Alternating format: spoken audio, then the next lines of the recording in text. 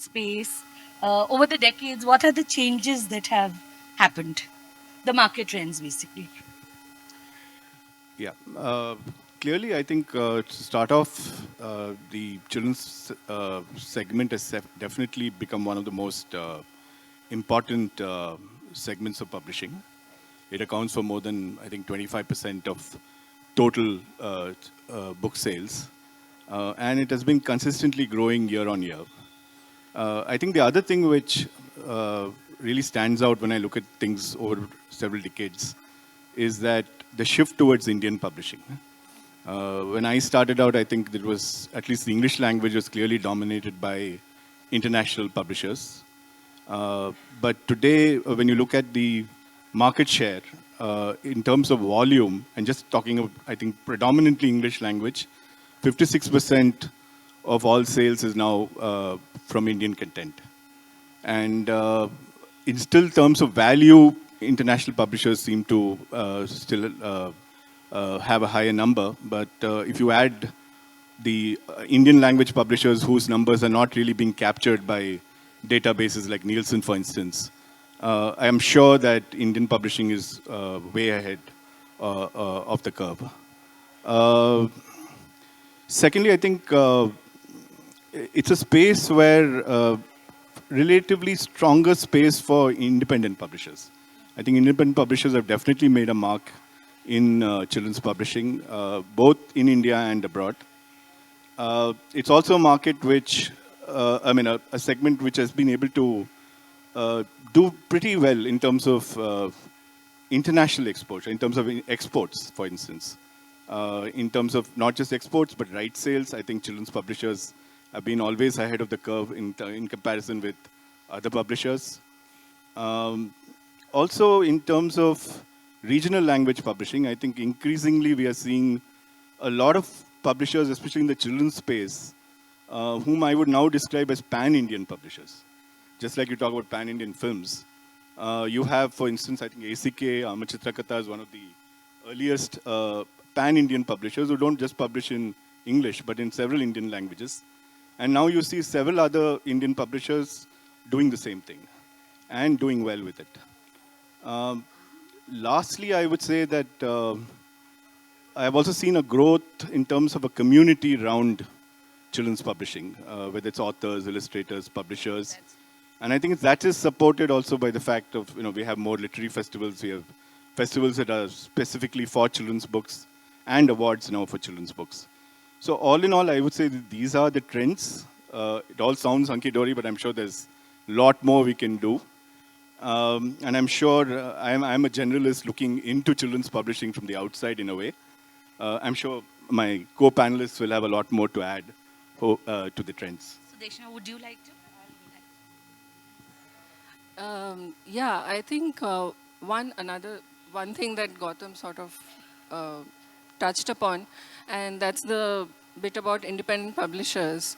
And I think in the children's space now there are also these publishers like Pratham, who have been around for a while, but also Pratham, Eklavya, Parag, their books, which are maybe not for profit, but they are producing some of the really interesting, cutting edge narratives and design, which are reaching children who were earlier probably served by, say, the Children's Book Trust earlier.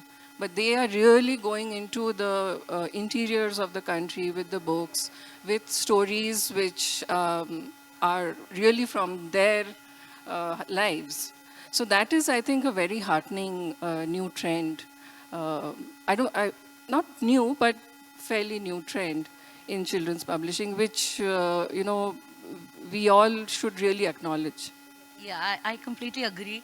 And Tina, you've got HarperCollins with you, so you are also Yes. getting a lot of international titles. So, Right. what would you say is like the ratio for Indian as well as international? Where do you think that it has the international titles, are they doing better than Indian titles? As in, from your list.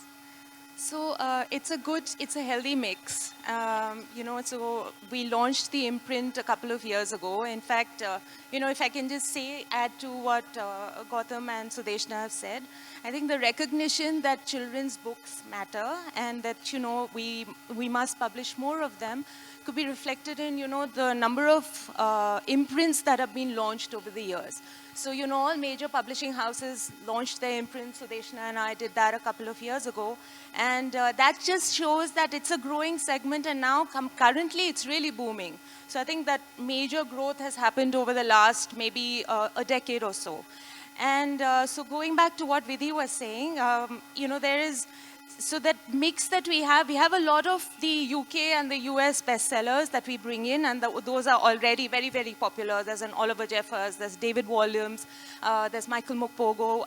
All of these are anyway part of something that, parents will be familiar with, will look out for more and more from these authors. And our list will be, it'll be a smaller list because we try to cover all age groups, cover genres that are, that kids will want to read in. So I would say that if you look at it as a comprehensive list, it might be a 60-40 ratio of, the number of international titles and what we publish here. So. Okay. Oh, okay. That is 60 is not bad. Yes. Yeah, but we are finally, inching ahead. Yes. I'd like to ask Reena on this, that, Amar Chitra Katha has been around for a while. So are there any changing trends in the kind of books that you're doing now vis-a-vis what was being done earlier? Yes, definitely. But the genres remain the same. Like there's mythology, there's history, there's biographies, classical literature. But the focus is on subjects that are more pertinent to children today, and subjects that they are more sensitive to. So it could be the environment, it could be sports, art, music, those kind of things, and explorers. So we do, write stories about them. So that has become more important for us now. Rather than earlier, we used to do, Rana Pratap and, all the historical figures of yore. Yes. But now we have more current people, Varghese Kurian or an Abdul Kalam or a Vikram Sarabhai. So the trends are changing according to the tastes of the children, what they're interested in, what they learn in school or around them, and what is relevant to them. Okay, right. Yeah. Actually, this is a very important thing. Also, this thing about fiction and non-fiction. So, what do you all feel? How is fiction placed right now? So, Deshna, should I take this? Yeah, as far as my list at Talking Cup goes, it's dominated by fiction. We definitely do more fiction than non-fiction. I don't have the ratio currently with me, but it'll be like maybe 60-40 or 70-30 fiction, non-fiction. Though we always try to come up with more interesting fiction ideas, but they take longer time to write, to research, to bring out. And there are fewer writers writing non-fiction for children, I feel. Whereas fiction is much easier to commission and to find newer kind of voices in fiction. But there is definitely a need for more interesting non-fiction children's writing in India. We are kind of still stuck in a little bit of, let's do some history and let's do some biographies and let's do all of that, which is to say, I mean, we have also done that. But we need to, I've been now in children's publishing for 20 years, I think. And I keep getting asked, why do we not have like a horrible history series in India with our vast, history and, all of that to play with? And I don't have an answer because I've not found a voice that can do that, or a Teddy Deary who can write like that, or someone who can illustrate like that and bring it together in that way. We've had some interesting books like People of the Indus, which Penguin came up with. It's a graphic novel, I think, which has done fairly well. So those are interesting new kind of experiments, I feel, in this field, but there is a lot more that we can do. And again, it's a matter of finding the right voice and the right topic That's to bring them together. right. Tina, you Internationally, have- yeah, Tina. Please. I'll just add to what Sudeshna said. Basically, I think for publishers, it's about also presenting non-fiction in a way that children will want to read it. Right. So I think that point where there were reams of text that kids just wouldn't respond to because it took too much time. They're very distracted now. So we're all looking for formats in non-fiction that can make it very interesting. So adding in a visual element, making it little bits of text, and then kind of weaving in the weaving in all the details. So I think in the biography space, if that's one of the strongest non-fiction genres currently, that's one trend that was internationally noticed, and then of course a lot of it happened back home as well, is the Goodnight Stories for Rebel Girls format, Right. which is just short format. It's just one spread. Basically, it's got the visual of the person you're writing about and very few details. So that led to this whole thing about children are going to consume that because it's just going to take them less time to possibly go through what that particularly that inspirational personality's life has been about. So and that whole thing about blending non-fiction and fiction. So the thing about presenting a story, and parents and educators sometimes think there should be that extra something in the book, Let the child read the story, but let there be that some learning, something that they will take away besides just enjoying the story. So I think we also play to that.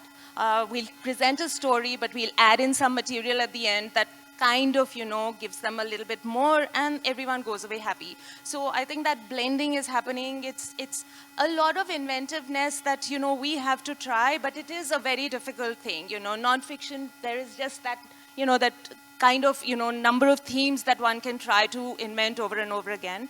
But yeah, we're looking for that. And I think narrative nonfiction is the other kind Yes. of, space that we're all going into. Yes. Right. Just to add to this, I feel what Amar Chitrakatha is doing is using the comics format to tell non-fiction. And Right. that has really worked because I find small children coming up and telling me things about Yella Pragada Subbarao. Very few of us would have heard of him, but they know about him because they've read the comic, they've read his life story. So the comics format does reach out to children very effectively when it comes to non-fiction.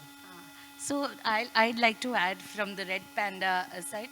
So we have been focusing a little bit more on non-fiction as well. Fiction, of course, is the focus. But I also feel that to get the non-readers interested, fiction is a great way to be a star. Non-fiction is a good way to get them enticed to the world of reading. This is, though of course, there is no comparison to picture books to draw the kids in. But yeah, we have been doing a little bit more of non-fiction to get more readers to us. I think I'm talking more as a parent, but when I see kids today, I feel that non-fiction, a lot of knowledge is no longer necessarily got from books specifically. I think they're getting it online from different sources.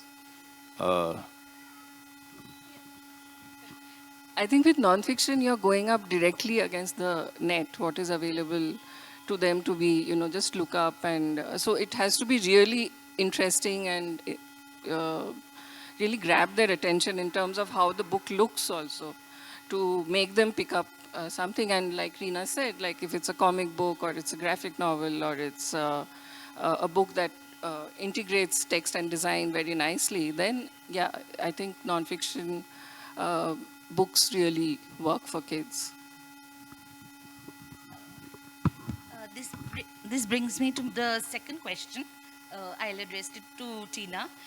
So what are the emerging trends and themes that, though we did discuss some, that are gaining popularity? And is there an impact of the global trends?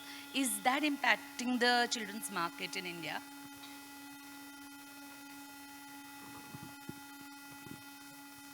So I think one of the global trends is the one that I just talked about, you know, the good night stories, the biographies.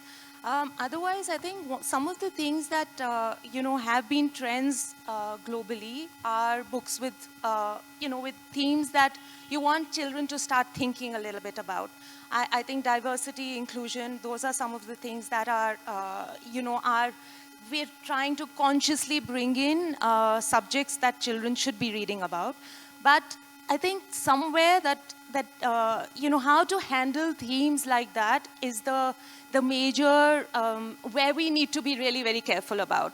We don't want children to they don't like to be told that this is something that is right or wrong. We'd rather they figured that out. So subtly weaving in you know, themes like that into stories is the challenge. I think a lot of writers are doing it very effectively in India today. And so if you've got, you know, these brilliant works like Wonder, which, you know, is a story that every child should read, you know. It's about how you respond to classmates who look different. I think for us, back home, stories like Simply Nanju, you know, or where we are using picture books, where it's really early. And I think, you know, years ago, one would never think of introducing, say, the passing away of a grandparent in a book and try to tell children what it is, how you can respond to that, you know. But it's happening a lot now. We're introducing really delicate subjects through books.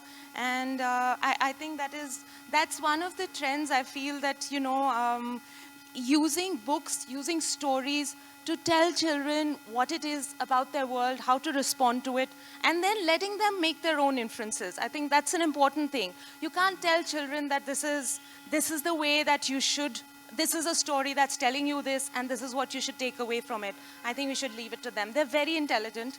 That's true. Yes, True. and it's actually really lovely to see them respond to the books that you know, put out to them.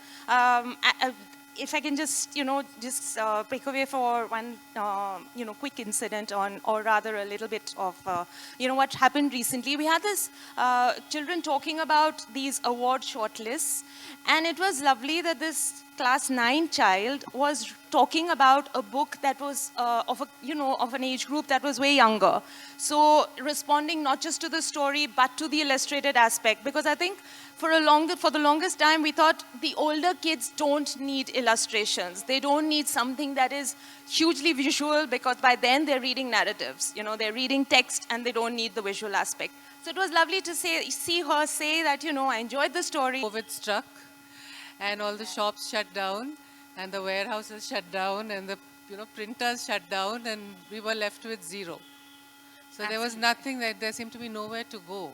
So that's when we had an app, an ACK app, which we were neglecting completely. And we hadn't really used it for, you know, years and years. And we just had something there. But so then we decided to, you know, like our CEO, Preeti, she decided that let's bring that out. Now, how do we do that? How do we set it out? We just can't put it out and say, now you buy our, you know, a subscription to it. So we gave it for 3 months. And this was actually a genuine step for something during COVID for children. Like they were all shut up in their homes. So we thought we'd just give them the app for 3 months completely free. Oh, okay. Free of cost, and they could read as much as they liked. All our comics were on it. And so they could download the app and they could, you know, read the comics while they were at home. So we had millions and millions of downloads. Like the thing just shot up. And we realized we had to keep putting in more titles. But what we realized was after 3 months, at least half of them stayed on. They didn't drop off. So they were interested, they got hooked onto the comics. And so that's how we sort of upped the technology part of it. And, you know, we got a department to look after the app and started putting in more things into it. So that is a very important part of our, you know, the way we give out our stories to children. And of course, we are into all kinds of other technology too, you know, on various platforms. And we're going into animation, and we're doing all those other things, which I, as an editor, am not too involved in. The technology department will know that better. But yes, we do use a lot of technology now. Yes. That also brings me to the question about e-books. Do you think e-books are being consumed by children. We know that adults, for the adult market, yes, of course. But are children reading digitally? What would you say? Sudeshna and Tina both. So, and I'm going to just connect to what Reena just said about the pandemic. I think that time, we thought that nobody knew what's at the end of that tunnel, basically. So even though we hadn't done a lot of parallel editions, which is that you have your print edition and you have the ebooks out, but that's the point at which we converted a lot of our books into ebooks because we didn't know if this is going to be the way that kids will read. So that's, I think, this beginning of, completely systematically trying to do parallel versions of both both kinds of editions. But I think, and this goes back to a conversation years ago when everyone thought that either of these is going to replace the other. And I think for what we as children's publishers always felt was because they're so visual, because there's something that, especially, what young parents will want to pick up a book and sit and read to their child, that this is not going to be replaced with an ebook. And even if it is, it's going to be something that will always maintain a good balance. One of them is not going to wipe out the other.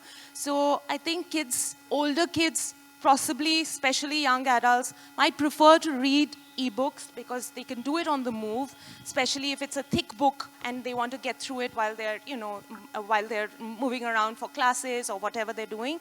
But for younger kids, and I think right up till middle grade, parents are definitely going to want to buy a printed book. So I think ebook reading is going to be there. It's going to exist in parallel, but I think books are enjoyed best when they're held and even when they're smelt, so it's sometimes nice to... I so agree with that. Yes, so yeah, I think that's... I'll just add to that to say that during the pandemic, again, speaking as a library person, we saw a huge spike in demand for library services. Because parents were coming to us and saying that we are sick of our children just sitting at home and looking at devices or watching TV or the iPad or whatever. So can you open up the library? Because we want them to come down and issue books and take those books back. And also we saw there was a big involvement of the parents in the children's reading. So earlier, where we would not find dads coming ever to the library, we had very enthusiastic fathers suddenly coming with their children and choosing books with them. So I think in a way, the pandemic showed us a lot of different aspects of how kids read, Right. which we were not very, we didn't know so much about. True. Gautam, would you like to add to the insights like you have vis-a-vis the adult, book market, especially the e-books, the consumption of children's books? Well, I think in terms of text, pure text, I don't think Yes. ebooks has really made that much of an inroad into reading. I think I find children actually prefer reading physical books more than ebooks. Probably it's working in the space of comics, graphic novels, and so on. But I just also wanted to add a point on graphic novels, and we were talking about artwork and also technology. I think we will increasingly start seeing a lot more of AI being utilized in terms of creating artwork. Hopefully, it will be harnessed in the right way and actually assist creativity and help in actually generating more content. But we'll have to wait and see how it plays out. My next question is to Sudeshna. How do you think the industry, as in the children's publishing industry as a whole, addressing the need for diverse and inclusive representation in children's literature? I think we've come a long, long way since our first imprints were launched, say, in the late 90s, when it was all very, Anglophile, if that is the word. Right. Our books were very much based, modeled on a lot of the Enid Blytons and all that we had read as kids. But now we see a lot very different kind of voices, different kinds of stories that are coming out. A lot of what is called own voices.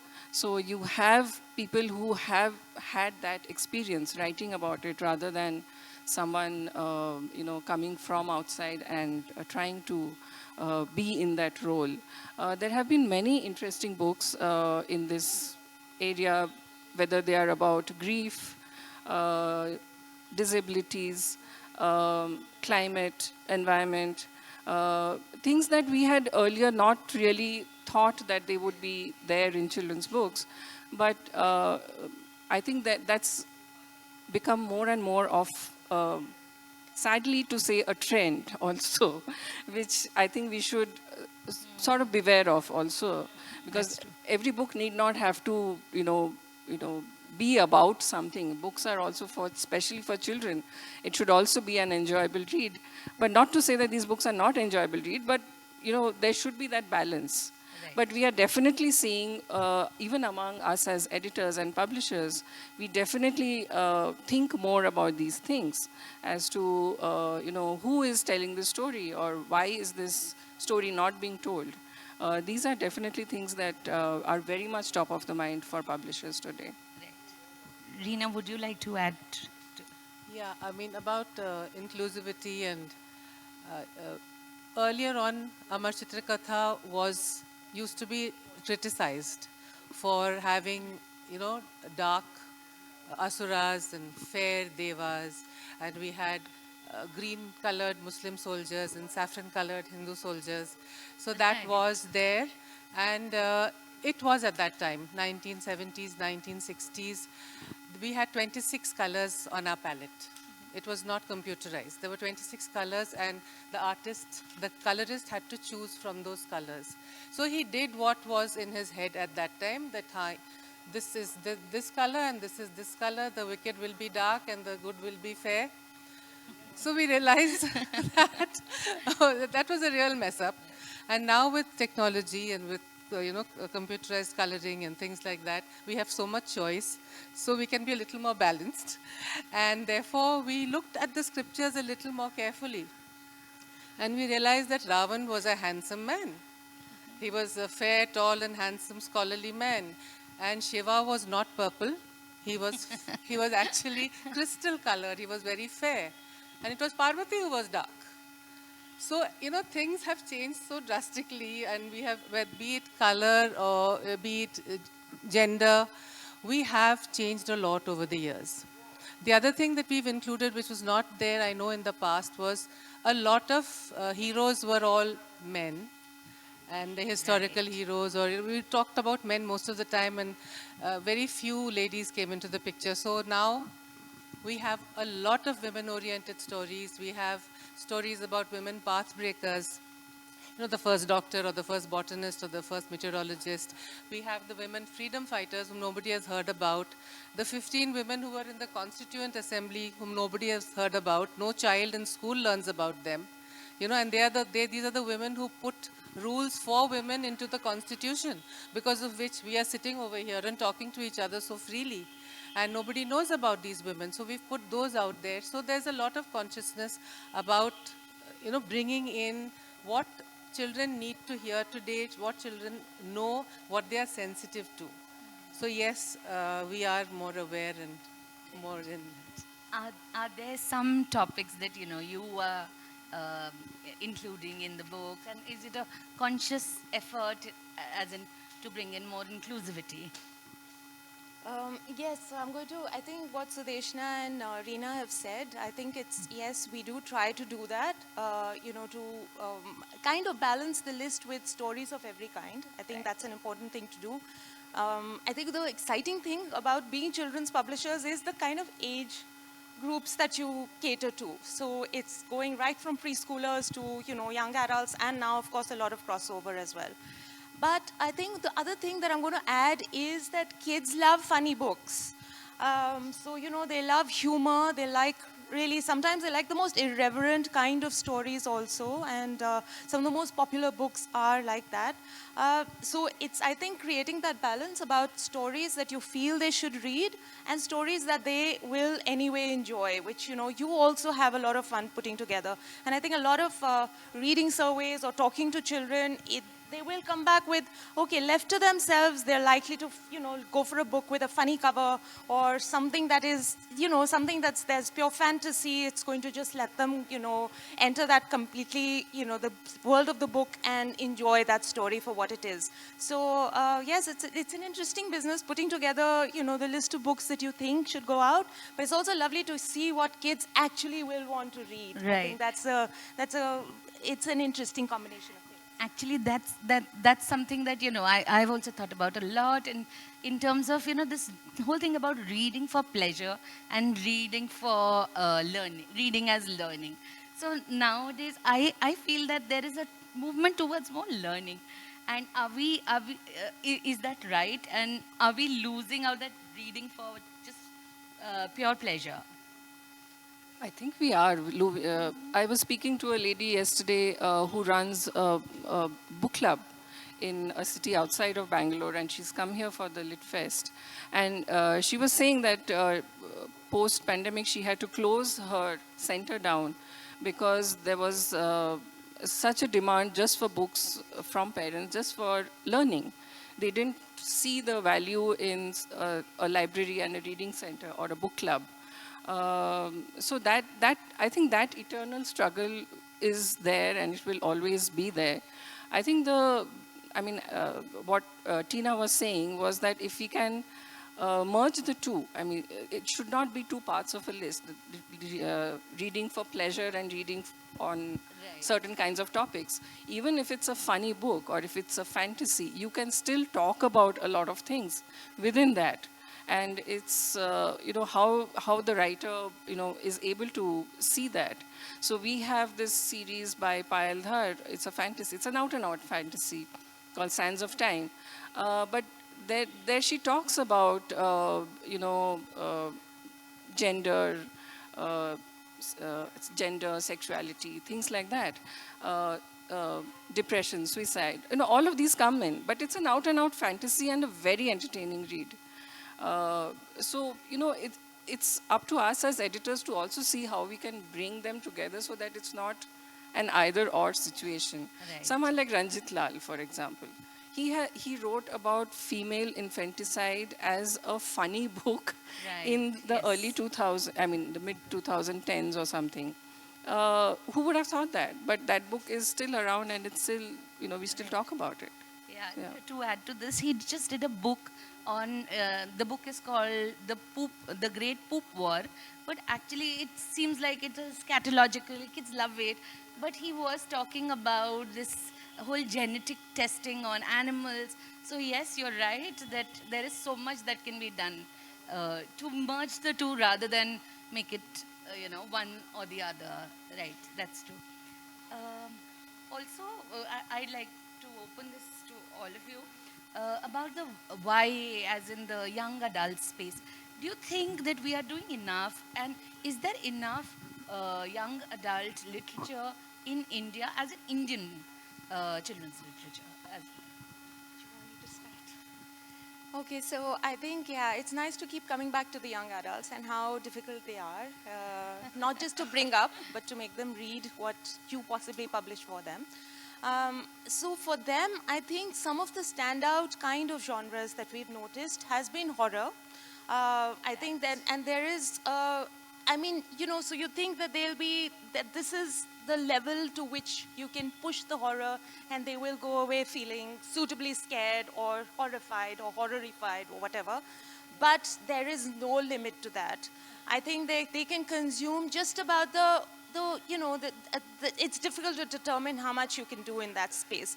But yes, horror is one of the stronger genres. Again, romance, and they like to see, I think, again, stories that they want to see themselves in. You know, with things that they are grappling with. I think they're living in such completely competitive and very, very stressful environments. They like to see that. So, you know, there was internationally, and I think this is something that also percolated to India, there was a time when there was these dystopian science fiction. And when we saw the Hunger Games and we read that, we thought that this is not a world that a child can read about. This is not the kind of world that they would ever have been exposed to. And, and it went to another level of creating this parallel universe that was, so to say it simply, dystopian, unimaginable. But they consumed them, and they were runaway bestsellers, So it was, I think the Hunger Games really started that entire trend of pushing the boundaries on what young adults can consume. So I think back home, we've been doing that. I think we've been trying to find really difficult and different themes, whether it's about body image. I think that's, again, something that young adults will try to find themselves in, about the kind of environments that they live in. And I think it's the right age group to also talk about the climate and the environment as such, because we need them to, kind of take the onus of looking after the world on their shoulders as well, because I think, it's really becoming imperative that they do that. So yes, that is what the young adults